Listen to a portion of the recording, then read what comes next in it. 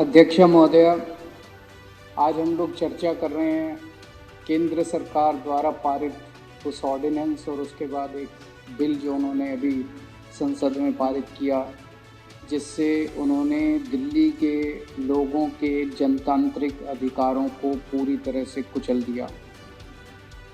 इस ऑर्डिनेंस और इस बिल को समझने के लिए हमें थोड़ा सा पीछे जाना पड़ेगा। ये ऑर्डिनेंस क्यों आया, ये बिल क्यों आया, थोड़ी सी आम आदमी पार्टी की हिस्ट्री समझनी पड़ेगी। 8-9 साल पहले पीछे जाना पड़ेगा। 2013 का साल था। अगले साल 2014 में अप्रैल के महीने में लोकसभा के चुनाव होने वाले थे। पूरे देश के अंदर 2013 में कांग्रेस को लेके बड़ी नेगेटिविटी थी।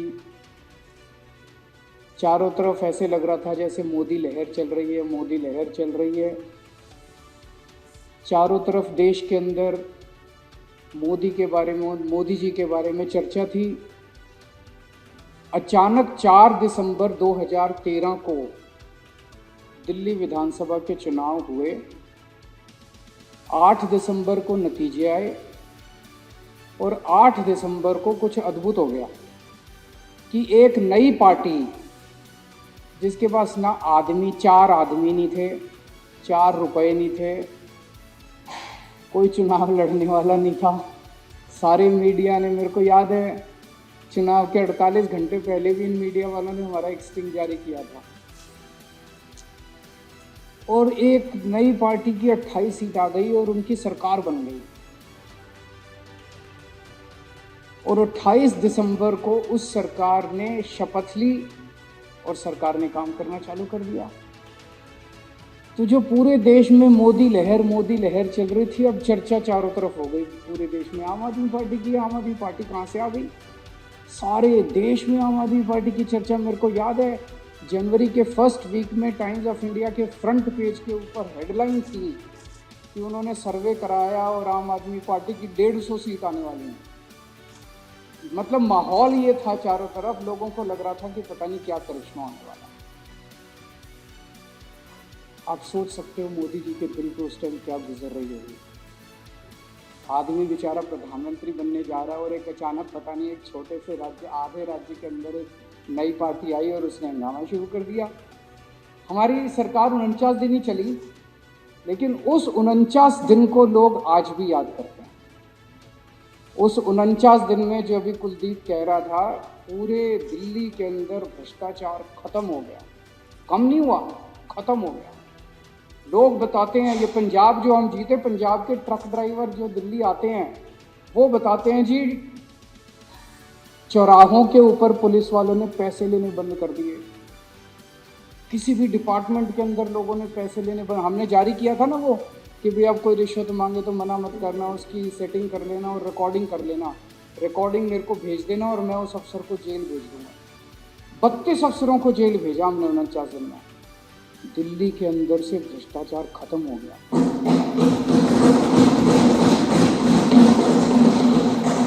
लोगों ने कभी ऐसी सरकार देखी नहीं थी और उसकी चर्चा पूरे देश में। उसके बाद कोई महिला सुरक्षा को लेके 2-3 केस आए, जब दिल्ली का मुख्यमंत्री सड़क के ऊपर जाके 2 या 3 दिन के लिए रात भर में वहां सोया था। पूरे देश का सारा मीडिया हमारी चर्चा कर रहा था। मोदी जी तो उनको लगा यार ये क्या हो गया, अभी तक तो चर्चा उन्हीं की चल रही थी। दिल्ली के अंदर बिजली के रेट एकदम से आधे हो गए, दिल्ली के अंदर पानी मुफ्त हो गया।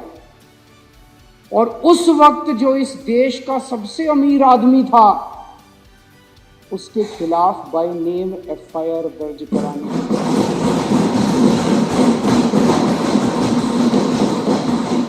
इस आदमी का नाम लेने से ये सारी पार्टियां कांपती हैं। नाम लेने से उसके खिलाफ एफआईआर दर्ज कराई थी, मैंने नोटिंग करी थी। 49 दिन की सरकार थी, हमने इस्तीफा दिया, जो भी कारण रहे हमने इस्तीफा दे दिया। और उसके बाद इनको चैन की सांस पड़ी। अप्रैल का महीना आया, ये चुनाव लड़े और उसके बाद इनको ये लोग जीत गए। भारी बहुमत से मोदी जी की जीत हुई और सारी तरफ हुआ मोदी ईरा, मोदी एज, मोदी युग आ गया। इनको पूरी उम्मीद थी कि आम आदमी पार्टी अब खत्म हो गई है। मेरे को याद है अमित शाह का इंटरव्यू आजकल काफ़ी चलता है, उसमें उनसे पूछा गया कि क्या आप केजरीवाल जी के साथ डिबेट करेंगे, तो उन्होंने कहा अगर 16 मई के बाद, 16 मई को नतीजे आए थे लोकसभा के, 16 मई के बाद अगर केजरीवाल जी राजनीति में कायम रहे, जिंदा रहे राजनीति में, तो मैं ज़रूर उनके साथ डिबेट करूँगा। उनको लगा कि अब आम आदमी पार्टी भी खत्म और केजरीवाल भी खत्म। पूरे देश के अंदर मोदी लहर थी, आंधी थी, तूफान था, भूचाल था मोदी जी का। मोदी जी महाराष्ट्र जीत, महाराष्ट्र में चुनाव हुए, उसके बाद लोकसभा के बाद मोदी जी महाराष्ट्र जीत गए। हरियाणा में चुनाव हुए, मोदी जी हरियाणा जीत गए। झारखंड में चुनाव हुए, मोदी जी झारखंड जीत गए। फिर नंबर दिल्ली का आया।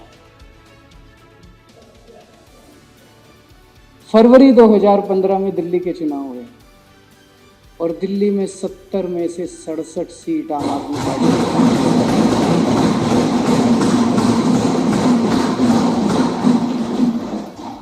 3 सीट पे सिमट गई भारतीय जनता पार्टी। मोदी जी की पार्टी 3 सीट के ऊपर सिमट गई। आप सोच के देखो उस वक्त उस व्यक्ति के दिल पे क्या गुजरी होगी जो घोड़े पे बैठ के निकला था और जीतता जा रहा है, जीतता जा रहा है, जीतता जा रहा है, चारों तरफ जीतता जा रहा है, जहां जा रहा है, जिस राज्य में से गुजर जाता है वहां जीत जाता है। और उसका रथ दिल्ली वालों ने रोक दिया, उसका घोड़ा रोक दिया, वो लव और कुश ने, दिल्ली वालों ने उनका घोड़ा दिल्ली वालों ने रोक दिया। उस दिन मोदी जी ने कसम खाई, इस आम आदमी पार्टी को मैं खत्म करूंगा और इनकी सरकार को खत्म करूंगा। पर भगवान तो भगवान है, भगवान ने कुछ और ही सोच रखी थी। एक तरफ मोदी जी का पूरा तंत्र लग गया आम आदमी पार्टी को खत्म करने के लिए, आम आदमी पार्टी को तहस नहस करने के लिए पूरा तंत्र लग गया। और ऊपर वाले का करिश्मा देखो, ऊपर वाले ने 9 साल के अंदर आम आदमी पार्टी को इस देश की तीसरी सबसे बड़ी party, third largest party, BJP और कांग्रेस के बाद थर्ड लार्जेस्ट पार्टी बना दिया। ऊपर वाले ने करिश्मा कर दिया, मोदी जी का पूरा तंत्र लग गया। उन्होंने पूरी कोशिश की खत्म करो इनकी पार्टी। उसके ऊपर भी मैं आऊंगा अभी एक एक कर। तो हमारी सरकार बनी 14 फरवरी 2015 को। 23 मई, फरवरी, मार्च, अप्रैल, मई, 3 महीने के अंदर प्रधानमंत्री जी ने एक आदेश पारित किया। एमएचए ने, केंद्र सरकार ने एक आदेश पारित किया कि अब दिल्ली सरकार का एंटी करप्शन ब्रांच और सर्विसेज के ऊपर कोई अधिकार नहीं रहेगा। केंद्र सरकार कैसे कर सकती है यार? संविधान में लिखा है ये हमारा है। कल को कह देंगे उड़ीसा सरकार का बिजली के ऊपर कोई अधिकार नहीं रहेगा। अरे बिजली स्टेट गवर्नमेंट का सब्जेक्ट है यार। कल को कह देंगे महाराष्ट्र का एजुकेशन के ऊपर कोई अधिकार नहीं रहेगा, एजुकेशन स्टेट सब्जेक्ट है यार। कल को कह देंगे तमिलनाडु का व्यापार के ऊपर कोई शब्द नहीं रहे। वो तो बिल्कुल असंवैधानिक ऑर्डर, अनकॉन्स्टिट्यूशनल ऑर्डर पास कर दिया कि दिल्ली की चुनी हुई सरकार का एंटी करप्शन ब्रांच और सर्विसेज। एंटी करप्शन ब्रांच क्यों करा? क्योंकि जो 49 दिन की हमारी सरकार थी उसमें एंटी करप्शन ब्रांच को इस्तेमाल करके मैंने दिल्ली में भ्रष्टाचार रोका था। मोदी जी नहीं चाहते थे कि हम भ्रष्टाचार रोकें। और सर्विसेज क्यों उन्होंने किया? सर्विसेज इसलिए किया क्योंकि वो अफसरों को हथियार के रूप में, the bureaucracy of Delhi has been weaponised, उनको हथियार के रूप में इस्तेमाल करके और दिल्ली के लोगों को कुचलना चाहते थे, मारना चाहते थे। और वो किया। अभी सौरभ ने इतने सारे उदाहरण दिए। पिछले साल इन्होंने मोहल्ला क्लिनिक्स के अंदर दवाइयां बंद कर दी। बताओ, मोहल्ला क्लिनिक के अंदर आम लोगों की दवाइयां बंद कर दी इन्होंने। पिछले साल इन्होंने अफसरों को बुलाते हैं, उनकी गर्दन मरोड़ते हैं, किसी को सस्पेंड कर देते हैं, किसी को ट्रांसफर कर देते हैं, धमकियां देते हैं, लड़ते हैं। अफसर पूरी तरह से डरा रखे हैं इन्होंने सारे अफसर। जो अफसर अच्छा काम करे उसे उठा के इधर से उधर फेंको। जो भी सबसे निकम्मे, सबसे भ्रष्ट और सबसे गंदे अफसर हैं उनको सबसे अच्छी अच्छी पोस्टिंग्स पे दिखा रखा है। मोहल्ला क्लिनिक की दवाइयां रोक दी। मोहल्ला क्लिनिक में लैब के टेस्ट रोक दिए इन लोगों ने, लेबोरेटरी के टेस्ट होते हैं वो टेस्ट रोक दिए इन लोगों ने। अस्पतालों के अंदर जैसे अभी इन्होंने बताया कि कितने सारे लोगों को नौकरी से निकाल दिया ताकि अस्पताल ठप हो जाएं। टीचर्स को हम फॉरेन ट्रेनिंग के लिए भेजते हैं, टीचर्स को फॉरेन ट्रेनिंग पे भेजना बंद कर दिया। दिल्ली जल बोर्ड की पेमेंट रोक दी। पूरे दिल्ली के अंदर जल बोर्ड की 1.5 साल से बेसिक रिपेयर होनी बंद हो गई है, पिछले 1.5 साल से। ओल्ड एज पेंशन रोक दी इन लोगों ने। मैं जब लोगों को बताता हूं ना बीजेपी ने ये सब किया, कहते हैं नहीं यार ऐसा तो नहीं कर सकते। मैं कहता हूं जो पार्टी चुनाव जीतने के लिए दंगे करा सकती है और लाखों लोगों को मार सकती है, कत्लेआम कर सकती है, वो दवाइयां रोकना तो उनके लिए बाएं हाथ तक। लेकिन ऊपर वाले के यहां देर अंधेर नहीं है। 8 साल की जद्दोजहद के बाद अंत में 11 मई 2023 को सुप्रीम कोर्ट का आदेश आया। सुप्रीम कोर्ट के 5 सबसे बड़े जजों ने बैठ के 3 हफ्ते तक सुनवाई करी इस केस की, और 3 हफ्ते तक सुनवाई करने के बाद 4 महीने तक उन्होंने सोचा समझा आपस में, और 4 महीने के बाद ऑर्डर दिया उन्होंने सुनवाई के। और उस ऑर्डर में एक तरफा उन्होंने कहा कि हमारा देश जनतंत्र है और जनतंत्र के अंदर जनता सरकार चुनती है और सरकार चुनी हुई सरकार को सारा अधिकार है काम करने के लिए।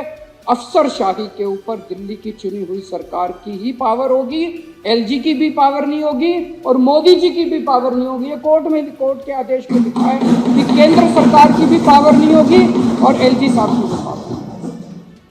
साफ साफ आदेश, इसके बाद कुछ बचा नहीं था। लोगों को लगा अब तो खत्म हो, लेकिन लोगों को इनकी बेशर्मी की हदें नहीं पता। 11 मई को ऑर्डर आया।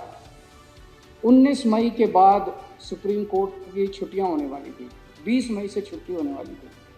19 मई की शाम को 5 बजे सुप्रीम कोर्ट बंद हुआ। 20 मई से छुट्टी होने वाली थी। किसी ने सोचा नहीं था 19 मई की रात को 10 बजे इन लोगों ने एक ऑर्डिनेंस पास किया और सुप्रीम कोर्ट के आदेश को पलट दिया। इन लोगों ने सुप्रीम कोर्ट के आदेश को उल्टा कर दिया, सुप्रीम कोर्ट के आदेश को खारिज कर दिया। पूरा देश स्तब्ध रह गया कि एक ऐसा प्रधानमंत्री आया है जो सुप्रीम कोर्ट को नहीं मानता। एक ऐसा प्रधानमंत्री आया है जो कहता है सुप्रीम कोर्ट जो ऑर्डर पास करेगा मैं उसको पलट दूंगा। अगर सुप्रीम कोर्ट ही नहीं बचेगा इस देश के अंदर तो इस देश के जनता की रक्षा करने वाला कौन बचेगा?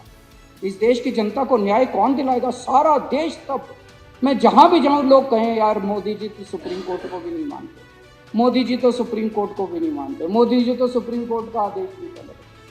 सारा देश स्तब्ध था। उसके बाद अब ये बिल लेके आए, ऑर्डिनेंस को रिप्लेस करने के लिए बिल लेके आए। मैं सुन रहा था, माननीय गृह मंत्री अमित शाह जी का भाषण सुना मैंने। 2 घंटे भाषण दिया उन्होंने। उस 2 घंटे में एक लाइन भी उन्होंने ये नहीं बताई कि इस बिल को लाने से इस देश की जनता का क्या फायदा होगा, दिल्ली की जनता का क्या फायदा। बार बार बस एक ही लाइन बोल रहे थे, हमारे पास पावर है, संविधान ने हमें पावर दी है ये कानून लाने की, हमारे पास पावर है, सुप्रीम कोर्ट ने हमें पावर। अरे पावर तो तुम्हारे पास सारी है, तो डुबोगे क्या इस देश को? लेके डुबोगे क्या इस देश को? मारोगे क्या लोगों को? तानाशाही करोगे क्या इस देश के ऊपर? कत्लेआम करोगे क्या लोगों का? पावर तो सारी है तुम्हारे पास। इसी लोगों ने पावर दिया, एक दिन छीन भी लेंगे तुम्हारी पावर। ये जो power power power power power का नशा तुम्हारे अंदर हो रहा है। बस एक ही लाइन बोल, पावर है हमारे पास, पावर है हमारे पास, पावर है हमारे। पावर किस लिए दी है तुमको? पावर इसलिए दी है कि जनता का भला करो, पावर इसलिए दी है कि जनता के लिए काम करो, पावर इसलिए दी है कि लोगों को रोजगार दिलाओ, पावर इसलिए दी है कि सड़क दो, बिजली दो, पानी दो, जनता के लिए काम करो। पावर इसलिए नहीं दी कि जनता के अधिकारों को कुचल दो तुम, पावर इसलिए नहीं दी कि संविधान को कुचल दो तुम। एक चीज सोचने वाली है, इन लोगों को ऑर्डिनेंस क्यों लाना पड़ा? इन लोगों को ऑर्डिनेंस इसलिए लाना पड़ा क्योंकि अब इन्होंने दिल्ली नहीं पूरे देश के अंदर कत्लेआम मचाया। जहां नॉन बीजेपी की गवर्नमेंट है, सबको 2 तरीके इन्होंने अपनाए हैं, 2 हथियार हैं इनके पास जिससे ये सरकारें गिरा रहे हैं।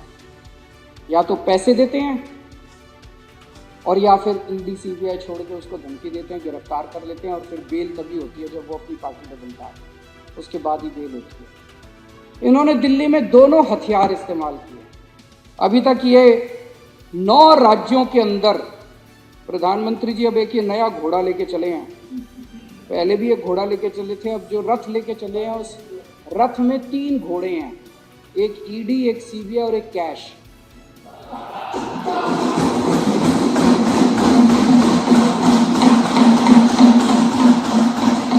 तो मोदी जी एक 3 रथ वाला घोड़ा लेके चले हैं। इस रथ से इन्होंने अरुणाचल प्रदेश जीत लिया, अरुणाचल प्रदेश की सरकार गिरा दी, मध्य प्रदेश की सरकार गिरा दी, कर्नाटक की सरकार गिरा दी, पुडुचेरी की सरकार गिरा दी, मणिपुर की सरकार गिरा दी, गोवा की सरकार गिरा दी, महाराष्ट्र की सरकार गिरा दी, उत्तराखंड की सरकार गिरा दी, मेघालय की सरकार गिरा दी। फिर इनका रथ दिल्ली पहुंचा। दिल्ली में इन्होंने, आप में से कई लोगों ने आके बताया कि कई लोगों के पास गए थे, बोले 25-25 करोड़ रुपए ले लो, है ना। दिल्ली वालों ने हीरे चुन के भेजे हैं जो एक आदमी ने बिका।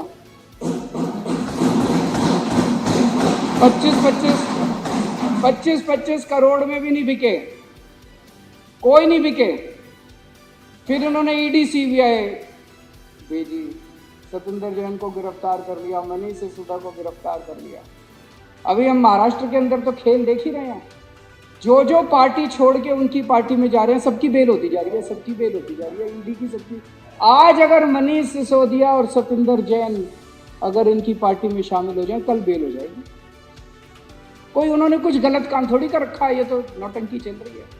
तो उनकी वो भी अब डटे हुए हैं कि तुम्हारी ईडी सीबीआई जो मर्जी कर लो, पूरी जिंदगी जेल में रख लो, लेकिन तुम्हारी पार्टी में नहीं आएंगे।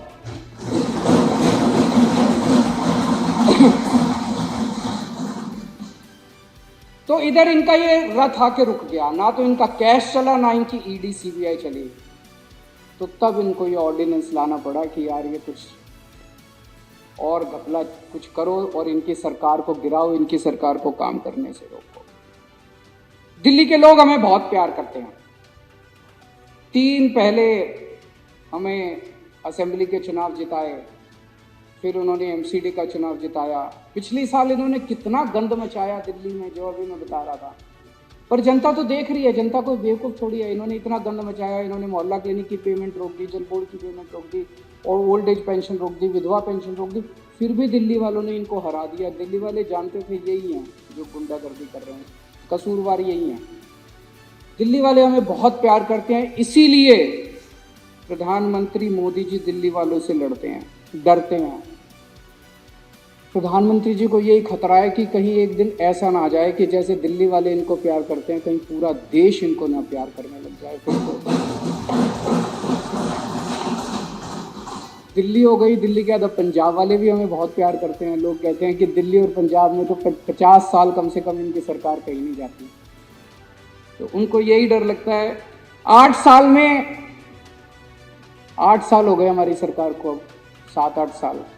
8 साल में दिल्ली के लोगों ने इज्जत ही तो कमाई है।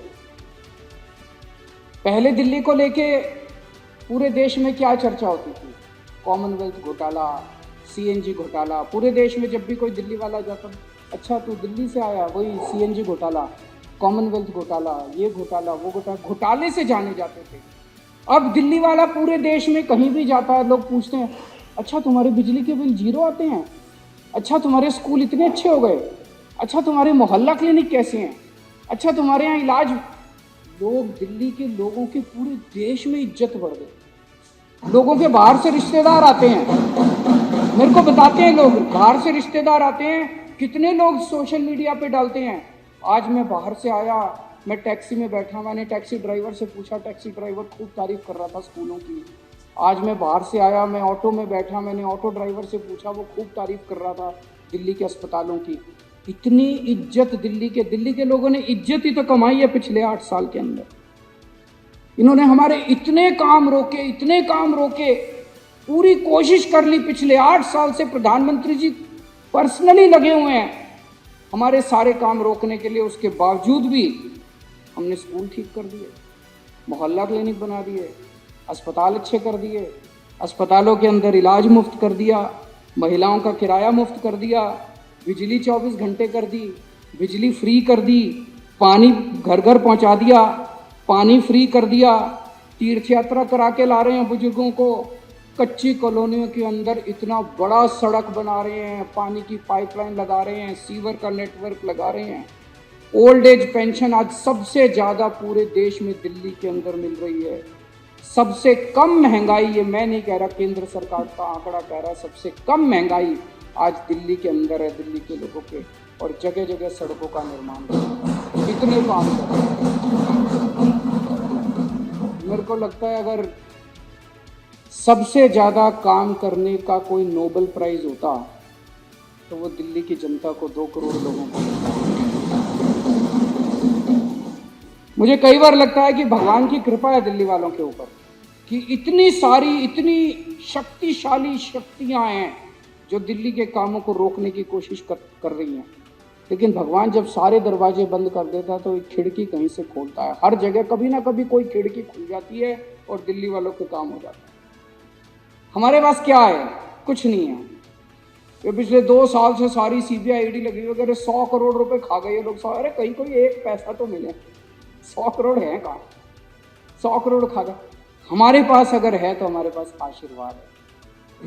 आज दिल्ली के स्कूलों में 18 लाख गरीबों के बच्चे पढ़ते हैं, उनका भविष्य बना दिया। उनके माँ बाप फीस देते हैं उनको। आज दिल्ली के मोहल्ला क्लिनिक में, दिल्ली के अस्पतालों के अंदर करोड़ों लोग अपना फ्री में इलाज कराते हैं। जिसका भी फ्री में इलाज होता है, ऑपरेशन होता है, बीमारी ठीक हो जाती है, वो हमें आशीर्वाद देके जाता है। आज दिल्ली के घर घर के अंदर 0 बिजली का बिल आता है। जितने गरीब हैं वो तो हमें आशीर्वाद देते हैं कि नहीं देते हैं? कितने अभी तीर्थ यात्रा पे मैं एक ट्रेन को सी ऑफ करके गया था, इतना आशीर्वाद दे रहे थे बुजुर्ग जो तीर्थ यात्रा के लिए जा रहे थे। और जितने काम इन्होंने किया वो सारे पाप किए हैं और ऊपर वाला देख रहा है। इन्होंने लोगों के अस्पताल रोके, इन्होंने लोगों की दवाइयाँ रोकी, इन्होंने लोगों का पानी रोका। तो पाप अगर करोगे तो आपको उसका तो परिणाम भुगतना ही पड़ेगा और इसी जन्म में भुगतना पड़ेगा। किसी ने सही कहा है, ये जिंदगी भर यहीं बैठेंगे और अभी तो 8 हैं, देखना अगली बार 2 भी नहीं बचेंगे।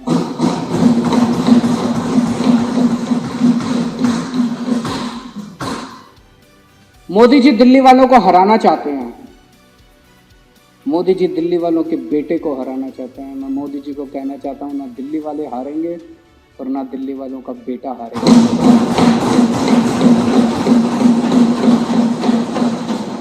डट के मुकाबला करेंगे। और मैं आज दिल्ली के लोगों को कहना चाहता हूं, आपका एक भी काम मैं रुकने नहीं दूंगा।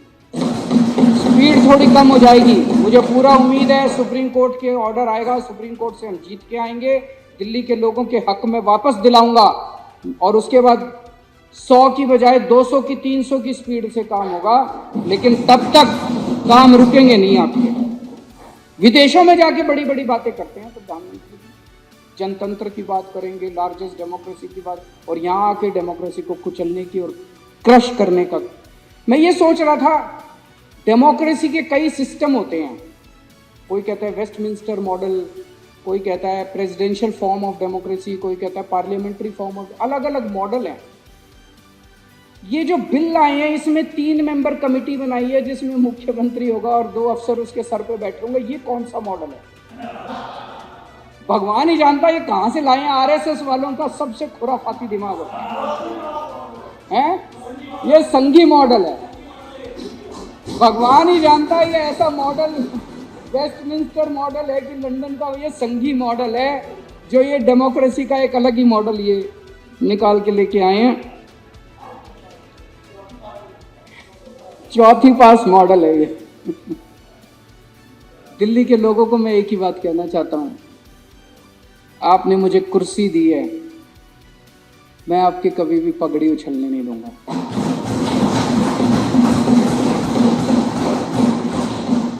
आपका कभी भी सर नहीं झुकने दूंगा।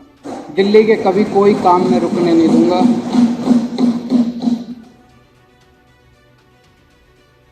मेरे पास अभी कुछ दिन पहले कोई आया था बीजेपी वाला, वो कह रहा था या तो तुम भी बीजेपी को सपोर्ट कर दो और नहीं तो या तो तुमको झुका देंगे और या तुमको तोड़ देंगे। मैं उनको कहना चाहता हूं कि इस दुनिया में कोई माई का लाल पैदा नहीं हुआ जो दिल्ली की जनता को या तो झुका दे और या तोड़ दे। दुनिया में कोई माई का लाल पैदा नहीं हुआ जो केजरीवाल को झुका दे या केजरीवाल को तोड़ दे।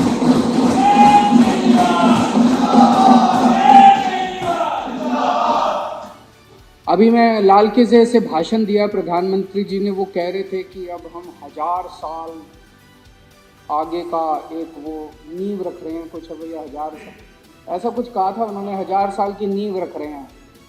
तो 1000 साल का अगर मॉडल यही है कि देश का एक प्रधानमंत्री होगा, 32 गवर्नर होंगे और वो प्रधानमंत्री दिल्ली में बैठ के और उन 32 गवर्नर के ज़रिए पूरा देश चलाएगा, तो मैं प्रधानमंत्री जी को कहना चाहता हूं कि 1000 साल तो क्या 5 साल भी आपका ये मॉडल 140 करोड़ लोग मिलके इस मॉडल को चलने नहीं देंगे आपका। हमने आज़ादी केवल अंग्रेज़ों को भगाने के लिए नहीं पाई थी। इस देश के लोग सरकार चुनेंगे, आप उस अधिकार को छीन नहीं सकते, आप जनतंत्र को कुचल नहीं सकते। केंद्र में भी सरकार लोग बनाएंगे, राज्य में भी सरकार लोग बनाएंगे, पंचायत में भी सरकार लोग बनाएंगे और म्यूनिसिपैलिटी में भी सरकार लोग बनाएंगे। आप अगर सोचो कि आप प्रधानमंत्री बनके और गवर्नरों के जरिए और लेफ्टिनेंट गवर्नर के जरिए पूरा देश चलाओगे तो 140 करोड़ लोगों का सामना आपको करना पड़ेगा। 1000 साल तो क्या 5 साल भी आपका ये मॉडल नहीं चलने वाला। और मेरा दिल कहता है आने वाले लोकसभा चुनाव के अंदर 7 सीटें दिल्ली में बीजेपी हार रही है और ये वाला चुनाव दिल्ली को पूर्ण राज्य दिलाने के मुद्दे के ऊपर ये वाला चुनाव है।